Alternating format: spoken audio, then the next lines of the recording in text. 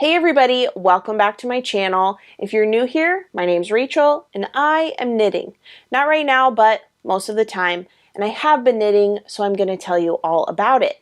Today's video is episode 22 of my weekly podcast series, which is a video series where I plop myself down, sit in front of a camera, and talk all about my progress on various projects over the course of the past week. So, admittedly, most of the time I'm talking about my knitting projects, but I also talk about my spinning progress, and I think it's safe to assume that one day I'll probably talk about crochet, I'll probably talk about cross stitch, because I also do those crafts, but you know, it's very knitting centric over here, which is fine. That's what it is for me right now. Maybe in a different season of life that will change, but for now, very knitting focused. So if that sounds interesting to you, make sure you're subscribed if you're not already, so you don't miss out on future episodes.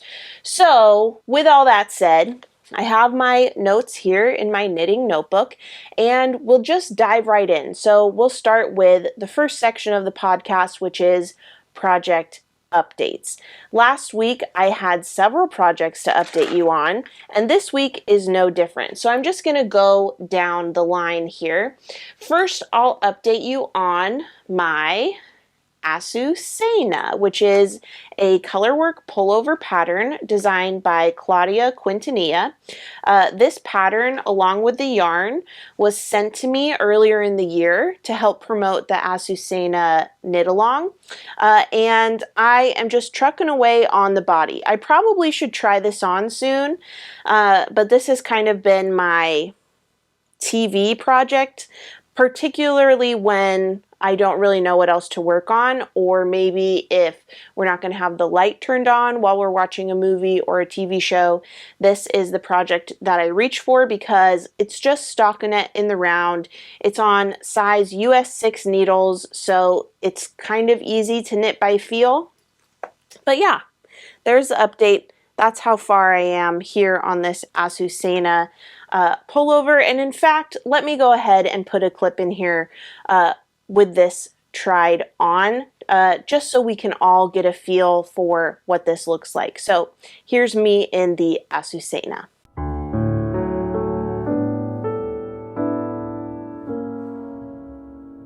All right, that's quite enough. So there's the update on the Azucena. I would love to finish this promptly. I'm kind of in a whirlwind, high speed, finish all the whips frenzy. So it would be great to get the Azucena off my whip list and into my FO list, my finished object list. So we'll see how fast that happens. I think I could probably finish the body this week if I really put my mind to it, but it's just a matter of if I want to put my mind to that project or a different one. But all that to say, there's the update, and I don't really have any complaints. Oh, I should tell you actually some thoughts I have about this pattern. So the pattern calls for, I think, corrugated ribbing on the hem and the cuffs, but I kind of think I want to omit that and just knit the body and the arms in this main color. Like I'm kind of feeling that way. What do you think? I kind of like the idea of just having the yoke be the star of the show when it comes to the color work, but it is a cute detail to have this contrast color appear again on the hem and on the sleeve cuffs. So yeah, but just something I'm thinking about. We'll see what I end up going with. If you have strong feelings either way, as always, you can let me know in the comments. Just, you know, go knowingly that at the end of the day, I'm going to do what I want to do, even if I don't currently know what that is. So, you know, don't get your feelings hurt if I don't go with what you suggest. Okay, so let's move on to the next project update, which is my California sweater. This is a test knit that I'm doing for Leslie of Knit California. there's not really an update per se because, well, last week I told you I swatched for it thrice, 3 different times, and the yarn just wasn't working out for this gauge and this pattern. So I have yarn coming from Sam of Clockwork Fiber Co. I love working with her yarn, and that's out for delivery today. So even though there's not really any progress to show you on the California sweater, I did want to mention it in case, you know, you're on the edge of your seat wondering what's going on with Rachel's Knit California sweater, because I'm sure that is just like at the forefront of everyone's mind. Just kidding, no one cares, but you know, there's the update all the same. So yarn coming today for the California sweater. I'll probably cast on tomorrow, and I kind of want to race myself and see how long I can, or how quickly I can knit that sweater up. If you're not familiar, the California sweater, which as I mentioned is in testing right now, so you can't buy the pattern yet, but in the next few months you should be able to. But if you're familiar with the Lento sweater, it's basically the same concept. The Lento sweater uses 1 strand of fingering weight yarn with 1 strand of lace weight yarn, and it's knit on US 10 needles, so quite large needles for fairly thin yarn that's being used. So it makes a very open, airy, lightweight fabric. So the Lento is a raglan sweater. Leslie's Knit California sweater, or California sweater, is a drop shoulder sweater. So not the same construction, but the same fabric idea as the Lento. So I'm excited to get that on my needles. I think that it will be a quick knit, and I'm really, really excited about the color that Sam has sent me. I purchased it. She didn't. I know the verbiage can be confusing sometimes, and a lot of times I do get yarn sent to me at no cost to me. But this yarn for the California sweater, it is, you know, I ordered it and it's on its way. So anyway, you'll never guess what the color is. Just kidding. It's obviously purple. So I'm very excited. There's an update on the California sweater. The next project to update you on is my Oslo Hat Mohair Edition. This project has been dormant for a while, but I had it in my purse and we went to get groceries yesterday, so I knit a whole row. Aren't you impressed? The fabric is really, really lovely. This is made with 1 strand of fingering and 1 strand of lace weight. I'm using Ruby and Rose's, what is it called? Her Stellina base, I think rose gold maybe?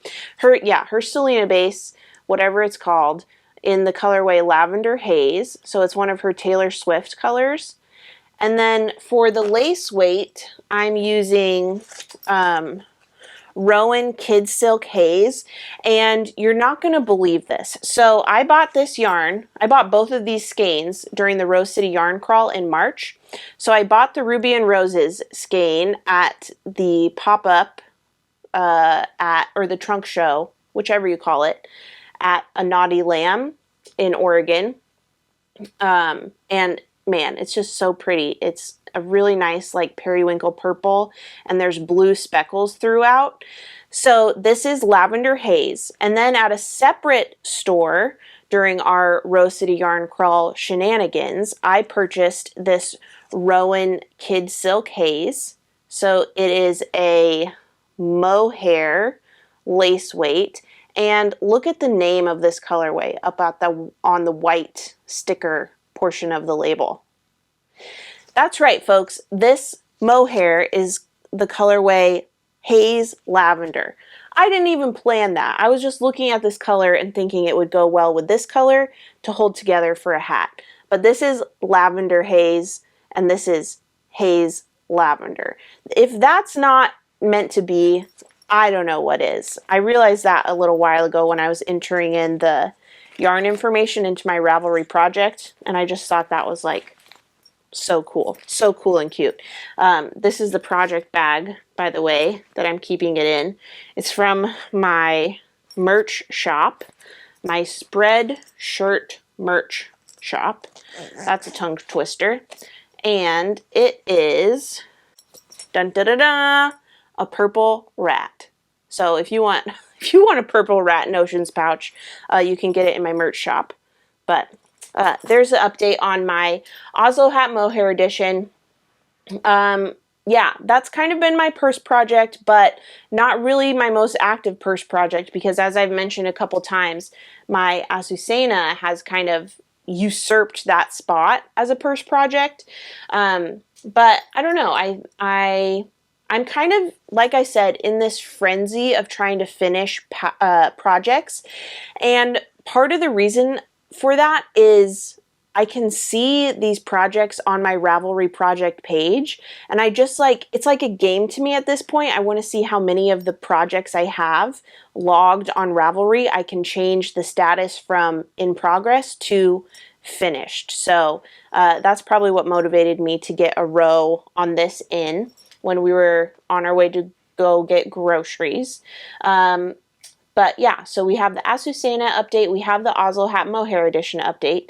The next update I have for you is my Isa cardigan. Okay, so there's a lot of new people here, so you may not know the lore of the Isa cardigan.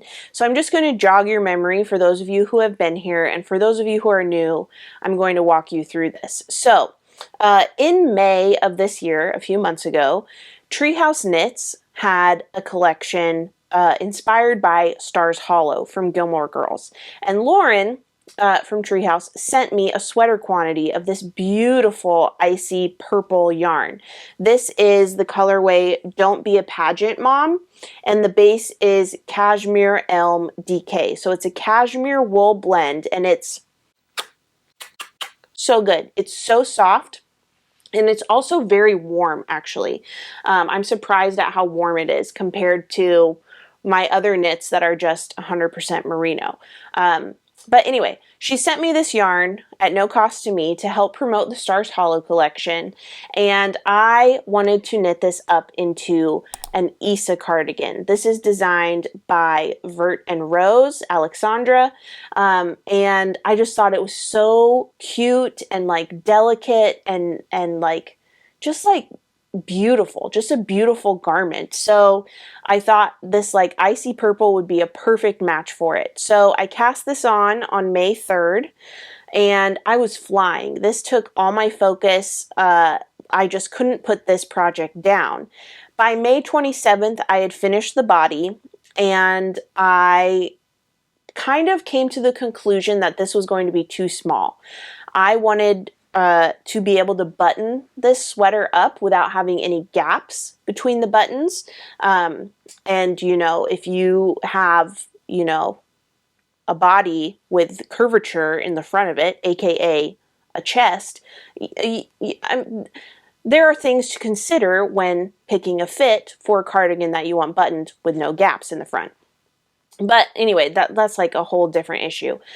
I realized that it would be a smaller fit than what I had envisioned. And this was particularly frustrating because I didn't swatch for this project at first. And I say at first because eventually I did swatch. Basically what I did was I made an educated guess of what size to cast on based on the stitch count for the various sizes in the pattern.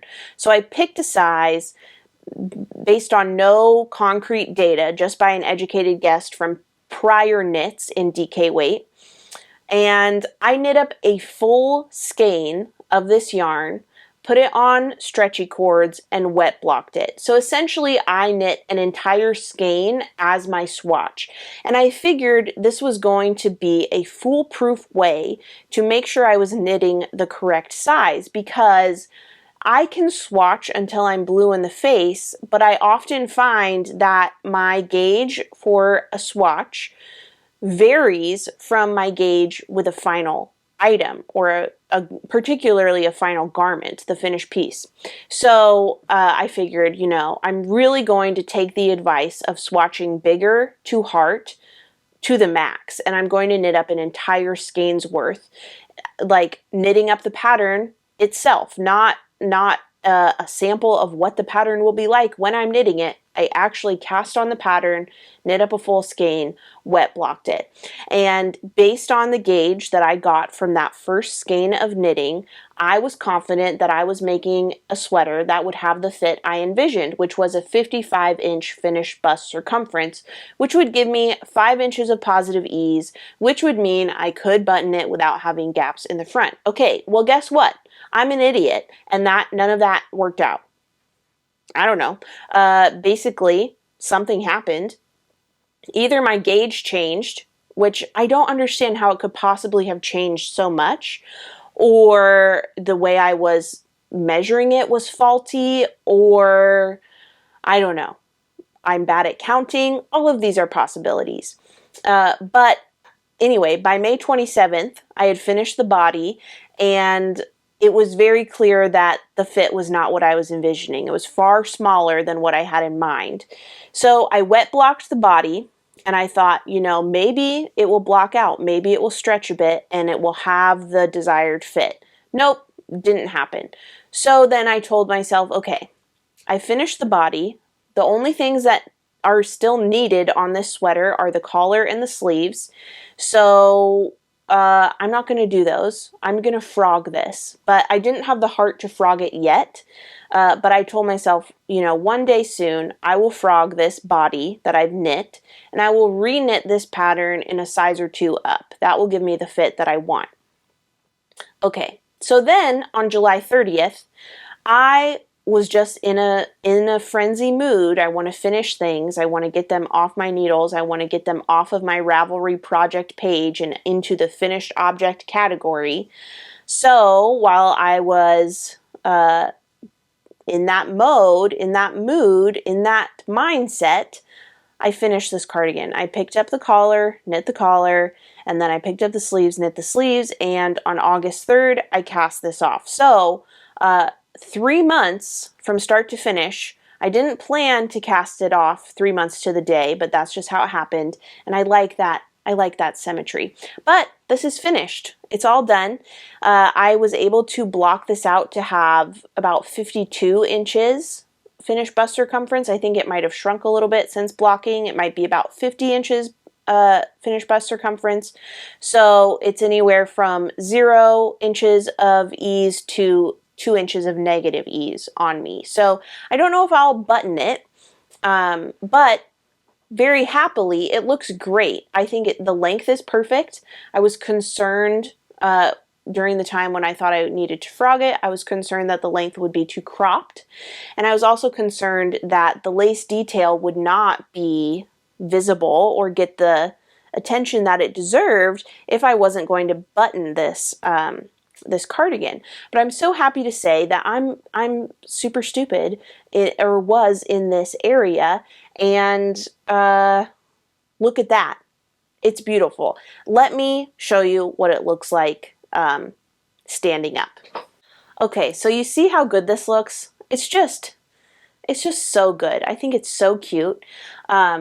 It's a perfect length for over dresses. I don't know if I would wear this over jeans just because it is cropped. It kind of doesn't look as cropped now, so I don't know, maybe I'll try it on over jeans later, but I'm just so happy with how this turned out. I did modify the sleeves a bit, so I modified the decrease rate and also the length of the ribbing, but I'll go over all of that and more in my eventual finished object diary, which is a video series where I walk you through my process of knitting a pattern and whether or not I recommend the pattern to you. So that will be forthcoming. But don't you just love it? I'm really, really happy with it. And the buttons are just perfect. They match the yarn almost perfectly. These are buttons that I purchased at This Is Knit, a Dublin local yarn store, which we visited on the Irish knitting tour last year, and which we'll be visiting again this October. So it's just, I just feel really, really, really happy about this finished piece. And I think it's kind of a testament, just like with my clove sweater, to the fact that sometimes things just aren't clicking, and that's okay. You can set a project aside, and then one day when you least expect it, that switch will go off and you'll be ready to address whatever that project was that needed to be put in timeout. So yeah, really, really happy with my Isa cardigan, and I'll have an FO diary for you hopefully soon. There are some issues with this pattern, not errors per se, but the formatting is different than what I'm used to, and it's definitely not a beginner pattern. Not because the actual knitting is too difficult, but just because of how the pattern is formatted and you know, the order of operations with the instructions. It's definitely the kind of pattern you want to read through multiple times in its entirety before you cast on. So I'll tell you more about that in an upcoming FO diary, but there's your update on the Isa cardigan. I'm very, very, very happy with it. So that's that. Next we have my Stria cardigan. Okay, so in last week's podcast episode, I was talking to you a little bit about upcoming project plans and things that I was thinking about addressing or tackling in the coming weeks. And my Stria was one of the items that I mentioned, and a couple of you commented and said, yeah, do the Stria, do the Stria. So I have revisited the Stria, and I have to say, I'm so sick of this pattern.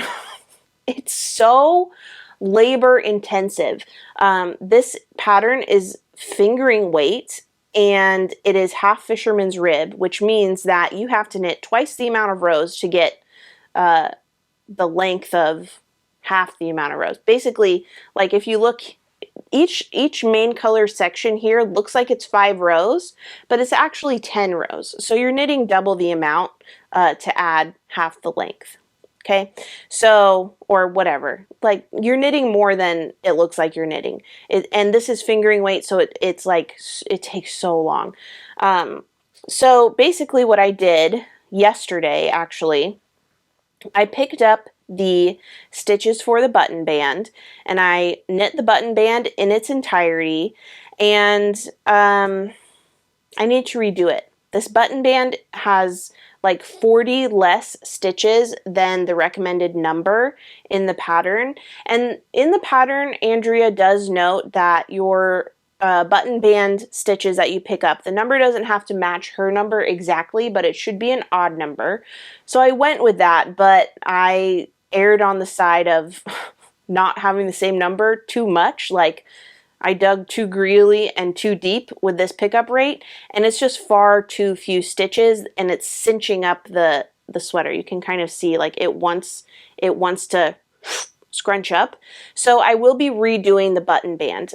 For my pickup rate, I picked up 5 out of every 7 stitches. So I picked up 3 out of 4 and then 2 out of 3. So 5 out of 7 in total. And I did that because that's what Andrea herself recommends in episode 176, I think it's 176, of her podcast, I'll Knit If I Want To. But it's just far too few. So I think that when I redo it, I'm going to pick up 3 out of 4. And I think that will be a bit better, or maybe 4 out of 5. I'm not sure.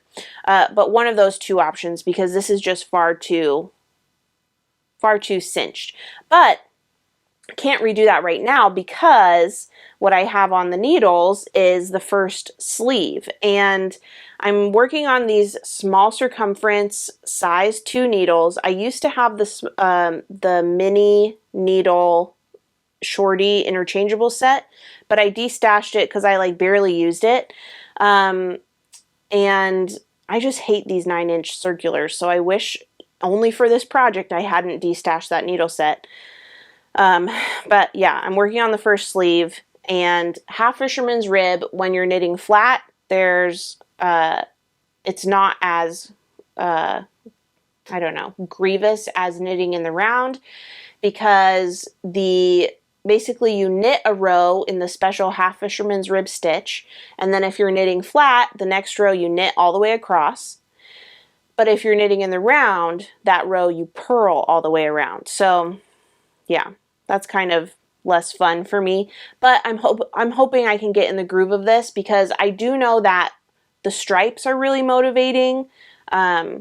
And once you get going, you're like, okay, just get one more stripe, one more stripe, one more stripe. So I just need to get in that groove, and then maybe, probably not by next week for the Stria, but maybe in the next few weeks, like maybe before Ireland, I'll have this done. But no promises. It may hurt my feelings again and go back in timeout. I think what I meant to say earlier, but then I distracted myself, was I cast this on Christmas Day of 2022. So it's been on my needles for nearly 2 years. It's absurd. It needs to just be finished and be in my wardrobe, but it's scary. I'm scared of this project. Yeah. Which is such a shame because the fabric is lovely. It's like, it's so squishy, but also lightweight because of the fingering weight yarn. But, you know, sometimes projects just don't inspire you. Sometimes they terrify you. And this has been the case with my Stria more times than not. But I did put it back on my needles, so I hope that you're proud of me. I was brave. Yeah. Okay, so then the last project to update you on, which again, similar to the Knit California, not the Knit California sweater, the California sweater by Knit California. Not really an update, but last week I did mention, and of course I don't have it, I can't see where I put it, but last week I mentioned my Colette pullover and how I realized by reading my Ravelry notes that I was making a size with 9 inches of positive ease, and just like barfed me to death. I do not like that on my body. I don't think, I just don't like how I look in it. I don't like how I feel in it. So I will not be continuing that. I've officially decided I will be pivoting. So if you have pattern suggestions for a strand of fingering weight yarn with a strand of lace weight yarn, let me get the yarn actually and show you. So this is the yarn. I'll be harvesting the yarn I've already worked up into the Colette, but you can kind of see how just gorgeous this yarn is, and how even though it's really light and pastel, there's a lot of depth to it and a lot of different color in it. It's just gorgeous. So this is Through the Wardrobe Yarn Co. in the colorway I Burn For You on her Romantasy sock base and Magical Mohair base. Yeah, so I'm envisioning like maybe like a sweet little cardigan, or I don't know, something that feels like delicate and dainty and sweet, if that makes sense. So if you have pattern suggestions for this yarn, please let me know in the comments, because I will not be continuing with the Colette with that yarn. So there's the update on that. And so concludes the project update section of the podcast. Next we have my spin diary, and I'll tell you that I spun for about 2 minutes today. And that's all the spinning I've been doing. I really need to spin though, because I have a few nests of Ask For What You Want. This Shanico fiber that Cesium Yarn sent me. Oh, it's so beautiful. And I have a full bobbin single of Clench Your Butts, which is also Shanico wool that Cesium Yarn sent me, that the camera doesn't want you to see. It's gatekeeping it. There we go. Oh, it's so pretty. So I really want to finish spinning Ask For What You Want so I can ply it together with Clench Your Butts, and the only thing stopping me is me. So there's the update on the spin diary. We'll move now to the next section of the podcast, which is acquisitions. I received a few things. Well, really, I received one physical thing this week. All right, so this is the package that I received from Kimber of Kimber's Cozy Creations. I am an affiliate with Kimber, so she has a collection coming up called the Something Blue collection, and there's these 3 colorways plus I want to say 3 additional colors, but I'm not quite sure. I'll put a picture of all the colors together here on the screen for you. But these colorways are inspired by Juliana's wedding bouquet. Aren't they just so, so pretty? They're so pretty. Juliana's handle on Instagram is Purl Back Knit Forward if you want to follow her. But this first colorway is called Something New, and it's speckled with these different color blues. I think that this I'll probably use for a gift knit this year. And then this colorway is called Teal Ocean, and it's this really nice bright teal colorway. And then lastly, the one that I'm probably most excited for, this is called Something Blue, and it is a self-striping yarn. So I'm thinking that I'm going to crank this on my sock machine into socks. I don't know if I'm going to be selfish and make myself a pair of socks, or kind and make my husband a pair of socks. But also I'll say there's no such thing as selfish knitting, so get that thought out of your head, Rachel. But I think that I probably will make socks for DJ, because aren't those just so fun? That's going to be a really pretty self-striping yarn. So basically, as I understand it, this self-striping colorway has all of the other blue and teal colorways in it. So this is like the combination of all the colorways in the collection, minus the Something New speckled colorway. And all of these are on Kimbers Cozy Fingering Weight Base, which is my favorite fingering weight base. A lot of dyers carry this, and I just love it. It's 75% merino, 25% nylon, 463 yards per 100 grams. So that's what I got in the mail this week. And then the other acquisitions that I alluded to earlier are actually acquisitions I've received digitally in the form of gifted patterns on Ravelry. So I haven't done the best job of acknowledging this on the podcast. So I want to backtrack, and I want to say a huge thank you to those of you who have purchased patterns from my wish list. I'm so appreciative. It's so nice of you. It does not go unnoticed, so I want to say a huge thank you. So far, I've been gifted the Port Townsend by Wool and Pine Designs, the Citrine by Emily Green, the Dragonflies Jumper by Joji Locatelli, the Cottage by Jacqueline Cieslak, and I feel like there might be one more, but it's escaping me. But all that to say, thank you so much for supporting me and supporting the channel. It really, really means a lot to me. So I did want to say thank you, and I didn't want you to feel like these acts of generosity are going unnoticed, because they definitely aren't. And I just feel really honored. So thank you. Finally, we have the announcement section of the podcast. So short and sweet, the channel is still growing. I don't know where all of you are coming from, but I'm so glad that you're here. So if you're a newcomer, thanks for subscribing. I hope that you stick around. I hope that you enjoy the videos that are on my channel. For those of you who have been here for a while, thanks, you're awesome. And continue to stick around if you want. I'll be here either way, but I'm glad that you are here no matter how long you've been here, and I'm appreciative of you for being here, etc. Okay, so also, next announcement, sign up for my email list. We are so close to opening signups for the Scotland trip in 2025.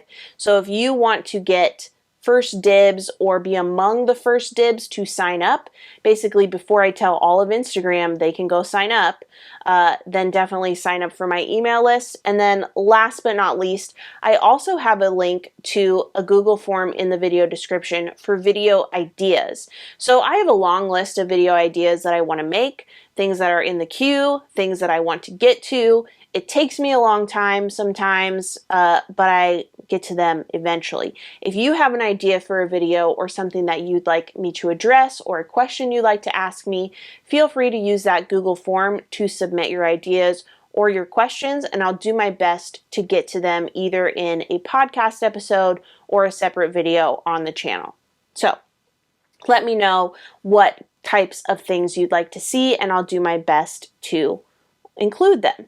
So that's all I have for this week's episode. I hope that you enjoyed it. Hopefully you got some knitting in on a project that you're enjoying. and I hope you have a great day outside of viewing this podcast. So if you like this video, go ahead and give it a thumbs up, subscribe to my channel if you don't already, and hit that notification bell to be notified of my next upload. Last but not least, head over to Instagram and follow me at Rachel is Knitting if you don't already. All right, thanks so much for watching, and I'll see you next time. Bye.